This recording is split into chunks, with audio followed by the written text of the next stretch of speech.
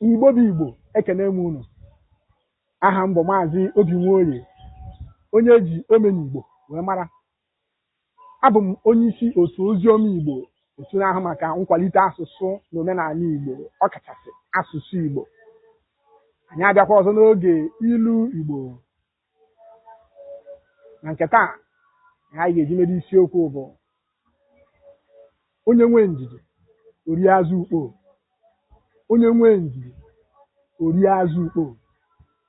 Anyị kọwaa ya, anyị asị onye na-enwe ndidi na-enwetakarịcha ihe kacha mma. Onye na-enwe ndidi na-enwetakarịcha ihe kacha mma. Anyị bịazie na ntụgharị, we will now come to translation. Anyị amasị a patient person usually eats fish from the fish hook. Ọ bụghị ya, enweghị ilu ndị ọcha dị etu a. Ntụgharị ya bụ, the translation is the patient dog eats the fattest bone. The patient dog eats the fattest bone.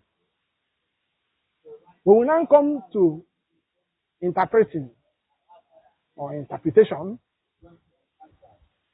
We will say a patient person is usually rewarded with the best. A patient person is usually rewarded with the best. Onye. The patient dog eats the fattest bone. Onye nwe ndidi orie azụ ukpoo. Bọsọsọ anyị wetakwara unu ọzọ. Ngwa tinyekwara m aka n'akara ịhụnanya. Tinyekwa na ngalaba okwu. Tụsakwa ozi a. Sonyekwe m.